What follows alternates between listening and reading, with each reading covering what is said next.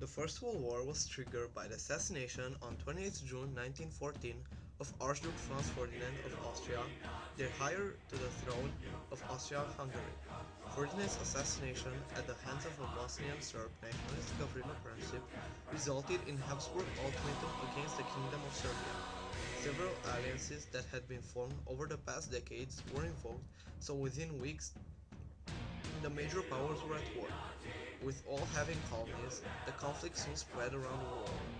The conflict opened with the German invasion of Belgium, Luxembourg, and France, the Austro-Hungarian invasion of Serbia, and the Russian attack against Prussia. After the German march on Paris was brought to a halt, the Western Front settled into a static battle of attrition with a trench line that changed a little until 1917. People were shocked, they started to have mental problems, hallucinations, and a great feeling of being scared. Ever since the war started, everyone wanted to end it. Millions of people died during the war. People with no fault. There were thousands of bloodbaths. Everyone thought it's the beginning of the end. For everyone.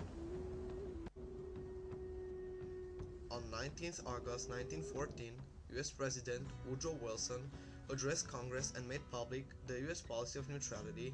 During his address, he warned US citizens against taking sides in the war for fear of endangering the wider US policy. The US declared war upon Germany in a speech to the Joint Houses of Congress on 2nd April 1917.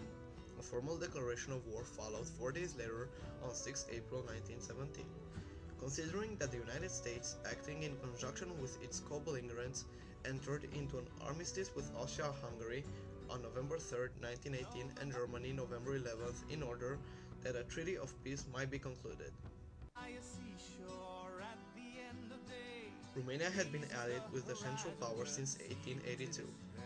When the war began, however, it declared its neutrality, arguing that because Austria-Hungary had itself declared war on Serbia, Romania was under no obligation to join the war.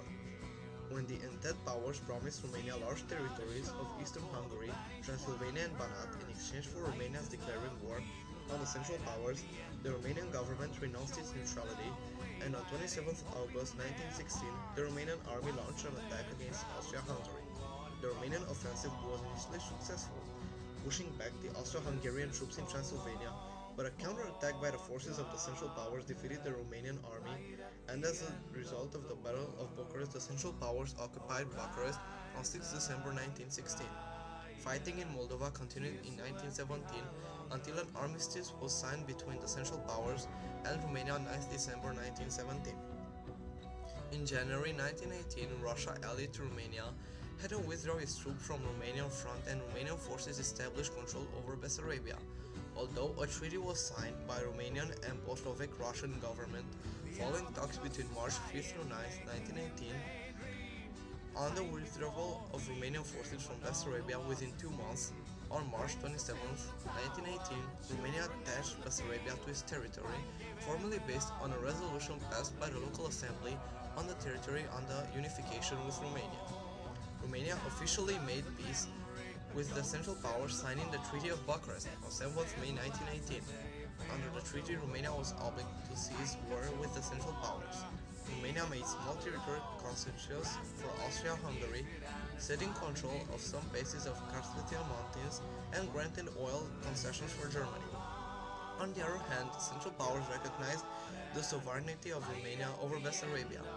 The treaty was renounced in October 1918 by Alexandru Mahilogman government, and Romania nominally re-entered the war on 10 November 1918. The next day, the Treaty of Bucharest was not fulfilled by the terms of Armistice of Compiègne. Total Romanian deaths from 1914 to 1918, military and civilian, within contemporary borders, were estimated at 748,000.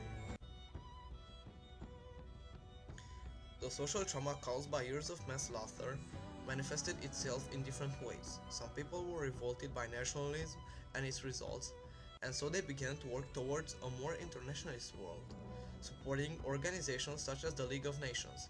Pacifism became increasingly popular. Others had the opposite reaction, feeling that the only strength and military might could be relied upon in a chaotic and inhuman world. Anti-modernist views were an outgrowth of the could be relied upon a chaotic and infamous war. The experiences of the war led to be a collective trauma for all participating countries. The optimism of a Belle Epoque was destroyed, and those who fought in the war became known as the Lost Generation. For years afterwards, people murmured the dead, the missing, and the many disabled. The soldiers returning home from World War I suffered greatly from the horrors they had witnessed. Many returning veterans suffered from shell shock. The end of the war was also set the stage for other world conflicts, some of which are continuing. For instance, it enabled the rise of Bolsheviks and the creation of the Soviet Union. In Britain, rationing was finally imposed in early 1918, limited to meat, sugar, and fats, but not bread. The new system worked smoothly. From 1914 to 1918, trade union membership doubled from a little over to 4 million to a little over 8 million.